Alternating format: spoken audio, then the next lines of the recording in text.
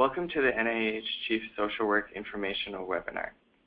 The Social Work Department provides support services to patients and their families to help restore, maintain, and improve health, upholding the research mission of the Clinical Center. As interdisciplinary team members, social workers foster collaboration, consultation, and community networking. The Social Work Department is located on the campus of the National Institutes of Health in Bethesda, Maryland. The NIH is the nation's medical research agency, supporting scientific studies that turn discovery into health. My name is Kyle Hartwig. I'm a corporate recruiter. I'm here with Dr. Adrienne Farrar as our content speaker for this webinar. Thank you so much for coming. Dr. Farrar is the chief of our social work department for the NIH, the Clinical Center, who will share information about an exciting career opportunity. Following Dr. Farrar, NIH Human Resources staff will provide an overview of the application process and explain how to navigate the federal application system called USA Jobs. Time will be provided to respond to your questions. Let's take a moment to review some mechanics of this webinar. Take a look at your screen in the top right-hand corner. You should have a navigation panel. If it has been disabled, click on the arrow to allow view of the control panel. In the control panel, you will see buttons to minimize the screen, raise your hand, and audio information. If you are having audio feedback, I highly suggest you mute your computer microphone and use the call-in number using a desk or cell phone provided. You may ask questions at any time, and we collect those questions for the end. You ask questions by opening up the chat box, which you will see right under the audio tab.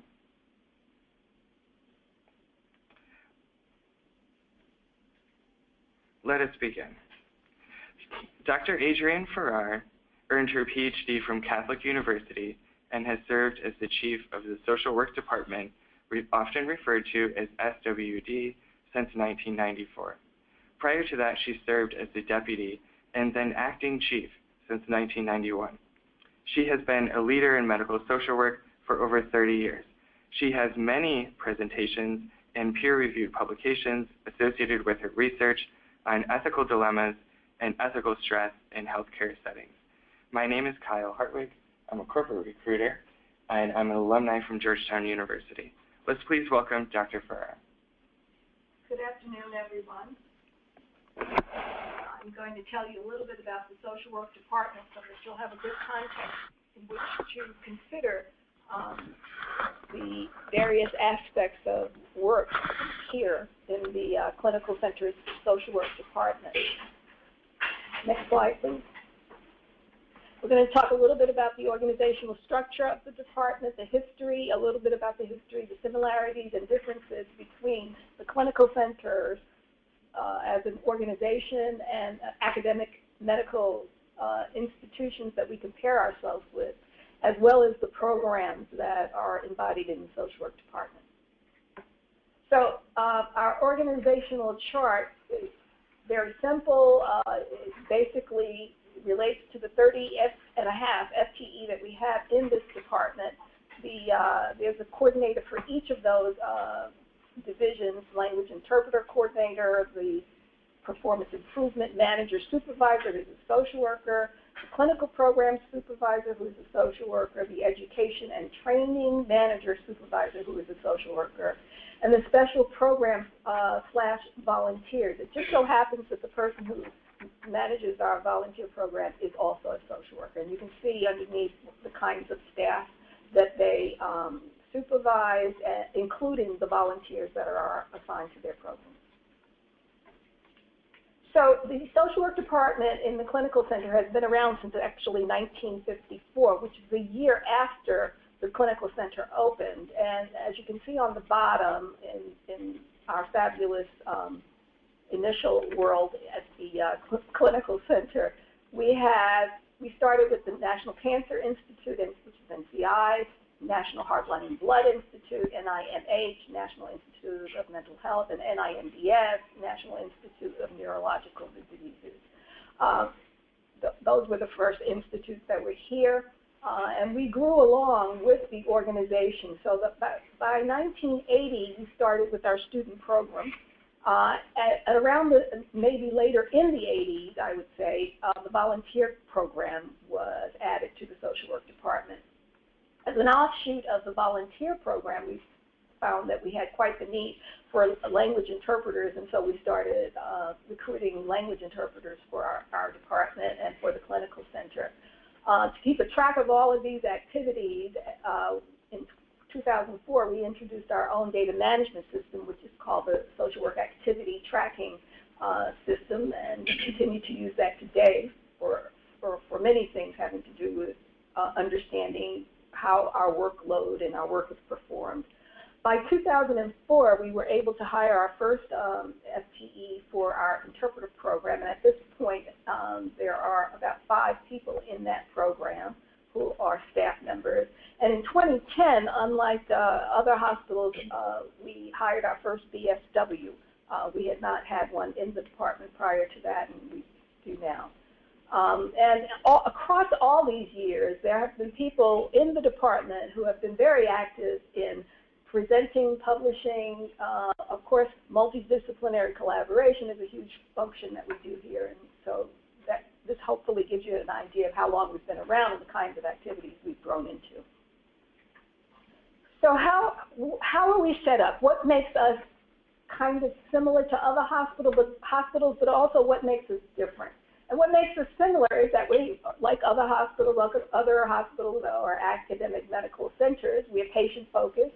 We have a huge training initiative and programs, so our environment is quite academic. We are cost conscious, just like all other organizations are. Our staff are licensed. Our staff are also credentialed. Social workers in this organization are credentialed pretty much the way doctors and nurses are credentialed in other hospitals. We are a Joint Commission accredited organization. We provide, like other hospitals, psychosocial care as well as discharge planning, and we are on call 24/7. But we're different also. Our research drives the structure and function of the department and its assignments. We have no utilization review or insurance case management, no Medicare or Medicaid oversight. Our length of stay is longer than it is in a traditional hospital, and here it is driven by the protocol and the needs of the patient. And our primary services are psychosocial counseling as opposed to the discharge planning, which you see in other facilities. So I'm going to tell you about the 4 large components of the department, and we'll start with the education and training program. So our goal in all of the education and training that we do is to establish excellence and to ensure excellence in the way we deliver our services here, and how social workers and other professionals deliver services throughout the organization. So we talked a little bit about credentialing. The social work department credentials all social workers in the social work department, as well as social workers who are in the National Institutes of Health in general. So we have social workers who are in IMH, NCI, and we are the credentialing organization for those social workers. Our continuing education is about making sure our staff is up to speed and currently involved and informed about the latest in education for both the interpreters and for our social workers. But we also are involved in providing continuing education programs for the NIH community and for the metropolitan Washington, D.C. community. The other piece of our program would be our internship program.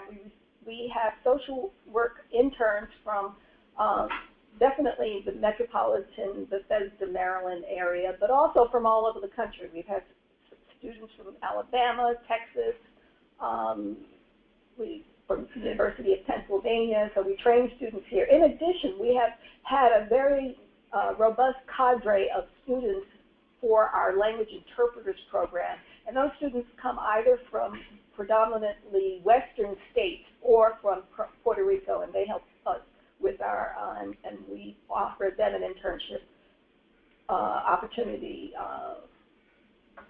in language interpreting here as well. And so we have students doing that.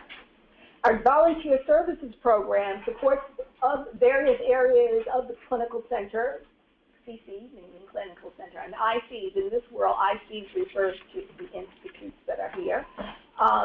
So we will provide departments with volunteers as well as labs that might need some volunteers.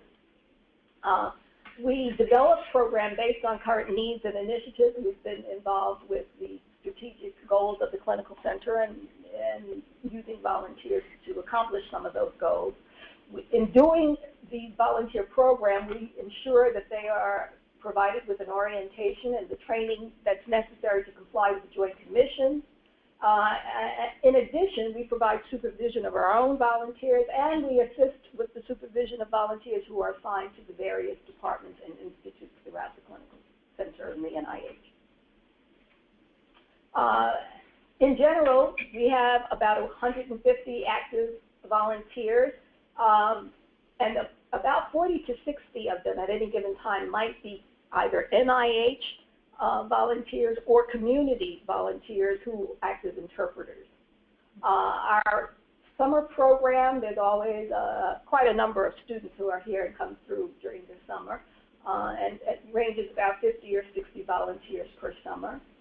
And in order to, again, keep a track of the activities of those volunteers, we use a data management system called Logistics. The next program that I'm going to describe is the Language Interpreters Program. Language interpreters,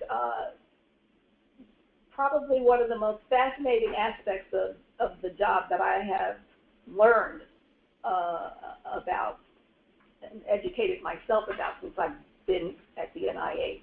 We facilitate communication, both remote, meaning on the phone, and proximate, in person, and that interpretation can either be simultaneous or consecutive. And in doing the language program, we found ourselves as the staff who educate the community about cultural and linguistic diversity. We establish guidelines for using remote and proximate services of the interpreter, and as I mentioned previously, we provide internship opportunities for what we call the HAKU students, those students belong to the Hispanic Association of Colleges and Universities. Over the last few years, we've provided interpreting for over 90 different languages, even though Spanish is our highest user. We have a large users of other languages as well, including Russian, Mandarin, Chinese, Amharic, and Arabic. And they each have had about a 4 to 7% use of our services over the last couple of years. And over the last few years, we've provided these services to 14 of the different institutes and centers that are part of the NIH. So we'll talk now about the social work services, which is obviously the largest group of professionals in this department. We have about 20 social workers, including all of our managers and myself, it's grounded by interdisciplinary collaboration. And those of us who've worked in hospitals all of our lives, or for a good portion of our lives, know that we are not members of the community unless we are fully involved in the interdisciplinary process. But in terms of the kinds of work that we do in each of the arenas, the psychosocial interventions takes up a huge portion of our time and our activities, and they include the risk screening that we do, assessments, crisis intervention, counseling, family support, we do psychoeducation, we do support groups, and of course we do transition to end-of-life care. We are also involved in discharge planning. We set up medical services at discharge, and they can include home care, skilled care, care in a rehab facility, whatever is required. And a lot of what we do also is help patients locate resources in their communities, including housing, financial support, and access to health and mental health services. As I said before, the predominant kind of work that we do here is psychosocial intervention, and you can see how much so, particularly on the inpatient side. On the outpatient side, it's also the majority of work, but there's a huge amount of discharge planning and resource referral as well. In terms of doing social work, which is the basic challenge for people who come here as social workers, is that our patient population is a group of individuals who are here for a very long time. They tend to have complex, rare, and life-threatening diseases. They have very difficult and complicated psychosocial issues, geographically and ethnically diverse. This is probably another very interesting aspect of our program, because our patients come from all over the country and all over the world. And as you can imagine, discharge planning for someone in a part of this country or in a country outside of the United States where the social service and medical infrastructure nowhere compares to ours can be very complicated, and we have to intervene to be able to provide services. The other part of doing social work here that presents a challenge for our staff or for anyone who would do social work in an environment where patients are coming from all over the country, all over the world, and involved in a number of different protocols by different institutes, which happens quite a lot, is that the social worker or the professional has to interface with multiple institutes, multiple teams, and while that is fun, each one has unique demands of the services and skills of the staff. They have various expectations and variations in the ways in which to support research participation in the way they think it should be provided, as well as how they assist patients in providing those services. So in addition to the broad stroke social work program, there are a number of other things that we are involved in that as a director or chief of the social work department, you become quite an expert at and knee-deep in. There's a fund that we have here to help support patients. It's a charitable fund, but it's funded by the government. It's called the Patient Emergency Fund. You might hear it called PEF. And so the chief of the social work department is responsible for managing those funds, basically being the steward of those funds. In addition, we have the indigent burial program. As I mentioned before, our patients come from all over the world and the country and different socio-demographic backgrounds, and many of them are quite poor and will not be able to afford a burial. And for their research participation and for what they have given to us, we will assist them with the burial if that comes to that. We have our WIG program, pretty self-explanatory. Friends of Patients at the NIH, that's a private charity that is exclusively devoted to the needs of NIH clinical center patients. The social work department is not responsible for that program, but we are the gatekeepers to some of the funds of that program, and so there's a fair amount of responsibility there. And the visa extension, that's not Discover MasterCard Visa, that's actually the visa that our foreign patients need in order to enter the country and to be involved in care here. Sometimes the patient is here much longer than ever anticipated, and so in order for them to be in good standing as an immigrant to this country, we have to help them with their visas to make sure they're in proper order, that their dates have not expired, et cetera, and we are involved with doing that, helping families and patients do that. So that pretty much concludes my discussion about the social work department. And this is Kyle Hartwig again. I just want to take a moment to thank Dr. Ferrer. She did a wonderful job providing an overview of the social work department. Again, she is the chief of the social work department currently. And I'm going to take it from here. I'm going to give you an overview of USA Jobs. That's the application service for the federal government. So we encourage all of you, if you haven't already, to go ahead and create your account on USA Jobs. You'll hear some of these words about a federal resume. And is that different than a resume in other industries? In fact, it is. The myth, it's not a myth. You do need to have a federal resume. It's very helpful for this opportunity. You'll be able to upload and submit your documents, including transcripts and cover letters in the system.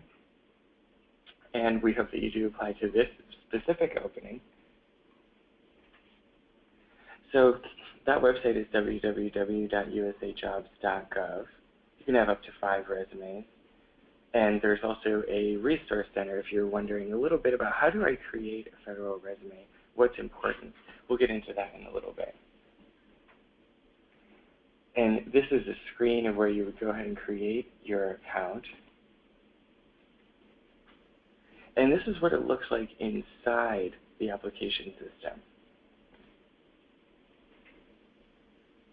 Now, there is a choice to upload your own document for your resume, or you can use an option that USA Job offers where you can build your own federal resume.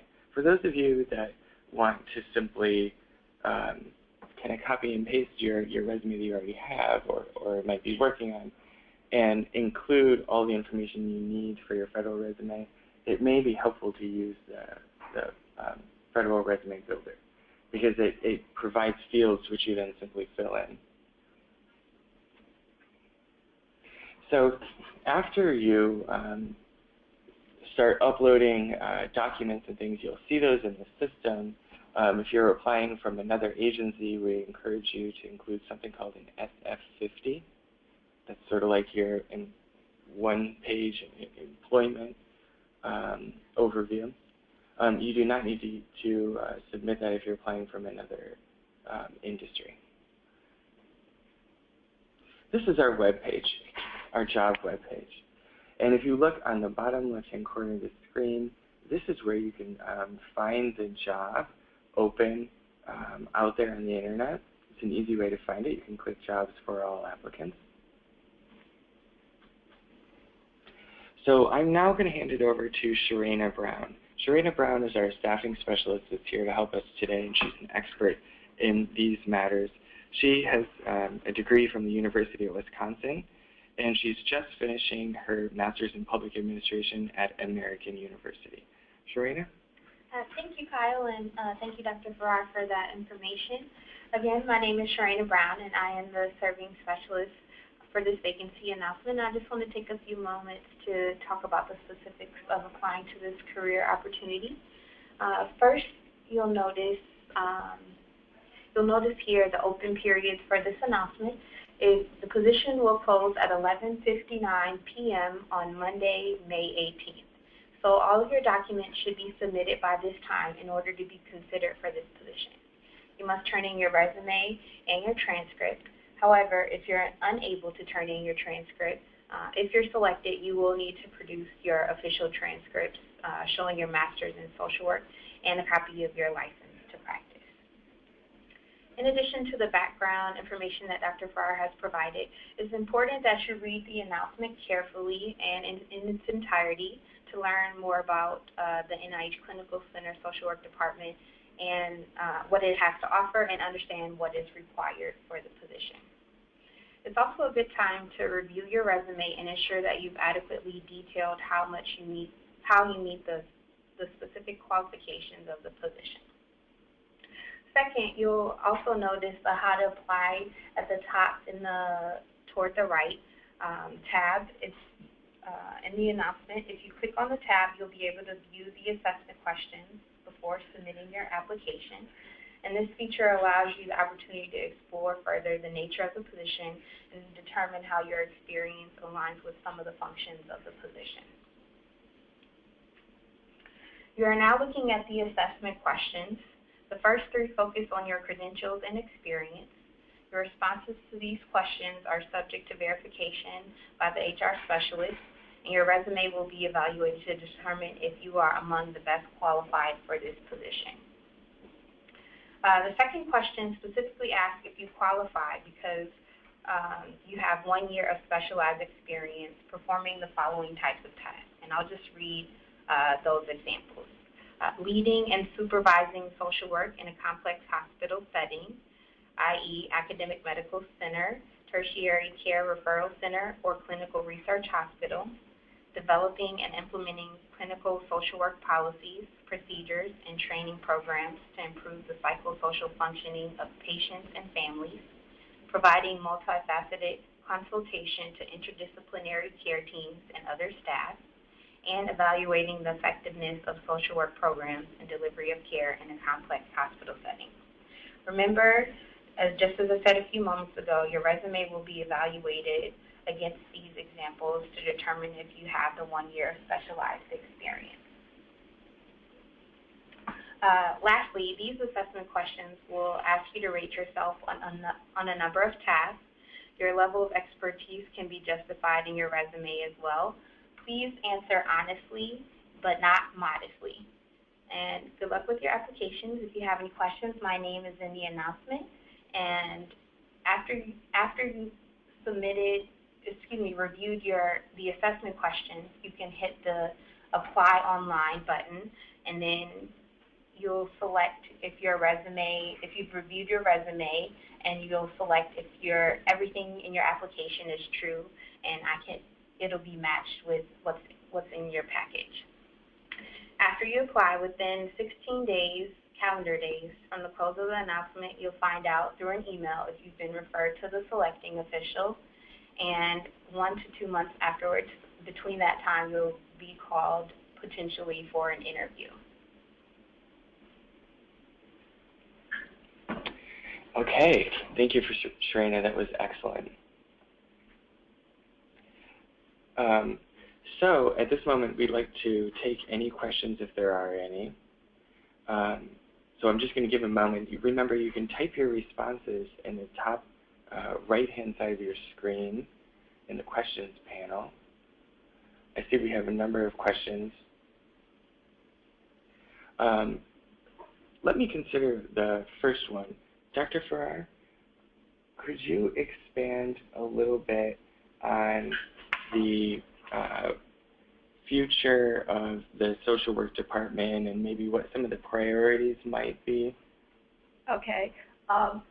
There are a few of them that I think will be important. Because of the changing nature of our patient population with regards to types of illnesses as well as their socio-demographics, it's very important that we stay on top of the latest information referring to these emerging populations that we serve, particularly those patients who are from foreign countries. But that doesn't exclude the patients in our country who are immigrants. And so we have a lot, because we are looked to provide both the language interpretation as well as social work services to that patient population. It's very important that we stay on top of our understanding about issues of diversity and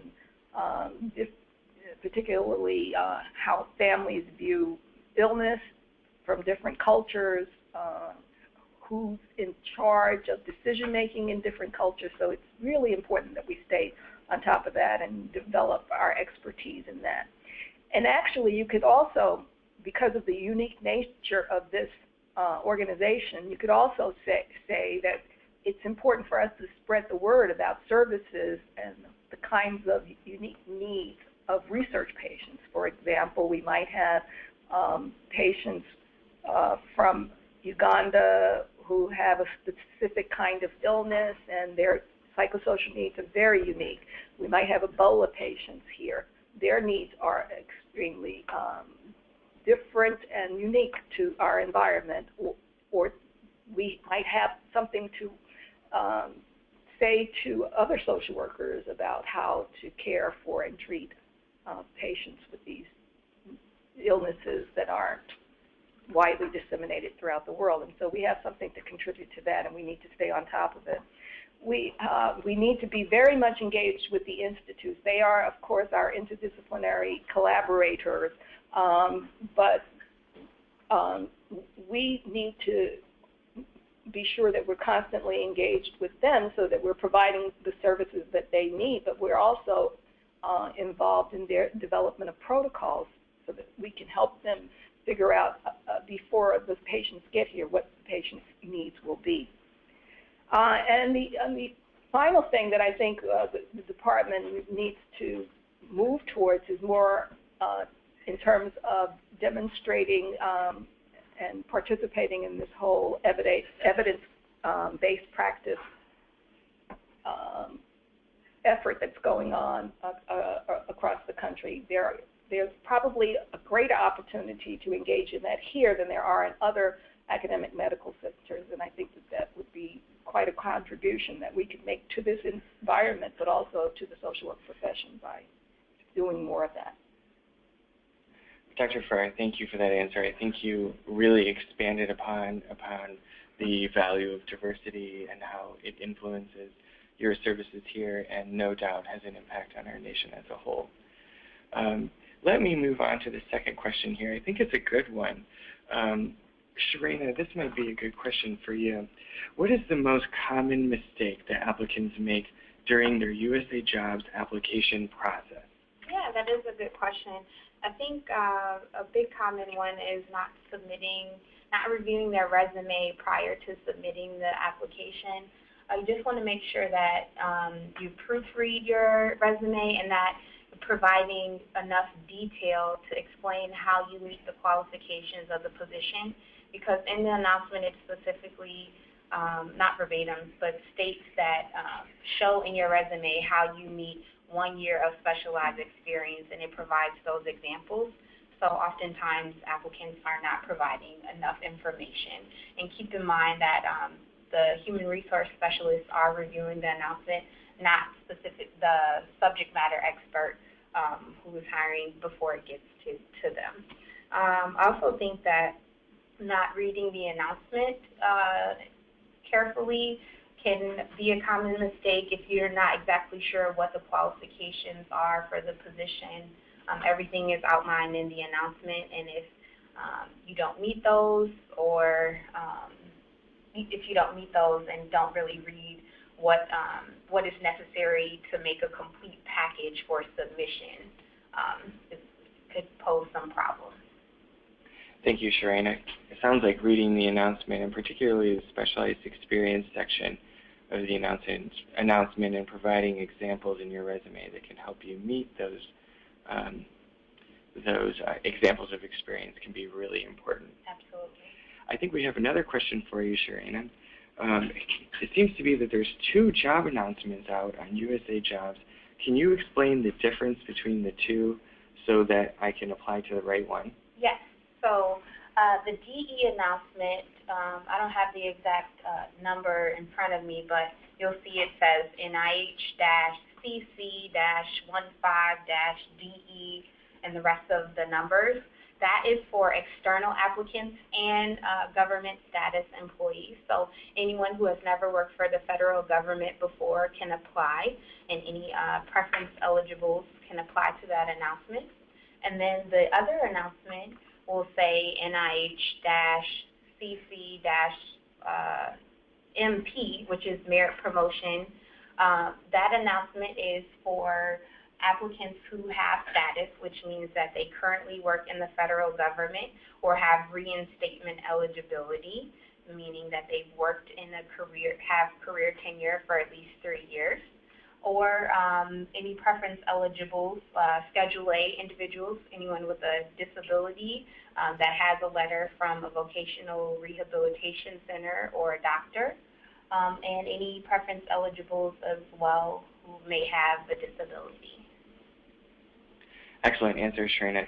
I have one more question pertaining to the job application process, and then I have a number of them that are probably great questions for Dr. Farrar. One applicant asked, if we've applied to similar positions in the past and we're not getting referred, what advice or information might you be able to expand upon, Sharena, that might be able to help applicants through this process? Again, it's really taking the time to review your resume and review the announcement and really matching up how you meet the qualifications. It's very important that you provide details. Again, the federal resume is, we want to know what experience you have. So having a title, I worked at this, is not sufficient. We need to know more details because you could have had a number of positions at that location, but we want to know the work experience so we know that you're qualified for the position. Excellent. Thank you for that answer. Dr. Farrar, could you tell us a little bit about the patient population, what makes them unique here at the NIH, and how does that affect social work here? Mm-hmm. Well, all of our patients are research subjects. Even if they are receiving standard of care, they're still research subjects. They're looked at in comparison to other groups who are not. So what we have to make sure of is that either the patient themselves, their guardian, their medical or durable power of attorney for medical decisions, that everyone involved understands and appreciates that they are involved in research, that they are consenting to being involved in research, and that they understand they can withdraw at any time. That our patients are all ages, usually no one under 2 years of age. We don't have a very large elderly population here, but we do have a variety of patients in terms of the kinds of the diseases they have. They can be very rare, they can be common diseases, and it doesn't impact their ability to be involved in research. We have just a variety of individuals with regards to having insurance or not having insurance. It just depends. A lot of it depends. Everything is protocol driven. So if the disease or something is being studied here, the recruitment is done to identify those individuals who can participate based on their disease or diagnosis or genetics or whatever it is that the Institute is looking at. Thank you, Dr. Farrar. Our next question is probably a great question for Sharena. It sounds like there's a few applicants that have a variety of roles. So they may serve on nonprofit boards or be working or volunteering at a medical institution or maybe holding a professorship or hired at another institution. And how does that all come to terms in the resume, and what ways can applicants try to meet the requirements in the best, honest way? So we do look at the application package as a whole, and volunteer experience does count, as you see in the announcement. So all that, a culmination of experience is combined, but again, I can't reiterate enough, by providing that detail will help us determine if you'll be able to be referred to the selecting official for review and to help us make a determination if you're best qualified for the position. So volunteer experience does count toward meeting the qualifications, but we need to know the details of the work that is performed. Well, I think that, so I fully understand what you're saying, and I wonder, is it important for applicants to include year, date, and even day with those positions in their resume? Does that help you as an HR specialist? It certainly does help. Providing that information will help us determine if that year at least a year has been met, and the type of experience that is included. So month and year is great, and date would even be more perfect. So I want to thank everybody who's attending this webinar, and especially for the questions. They were really thoughtful. We're honored that you're interested in this position and in social work at the NIH. I hope you learned something. I hope you do apply. I hope you listen to some of our tips and suggestions on how to navigate applying to a federal position. This webinar will be made available. It will be emailed to you so you can view it moving forward. Just as a reminder, the position closes at 11:59 on Monday, May 18th. Thank you, Dr. Farrar and Sharena, for joining me today. Please consider the National Institutes of Health for your future place of employment. Thank you. Thank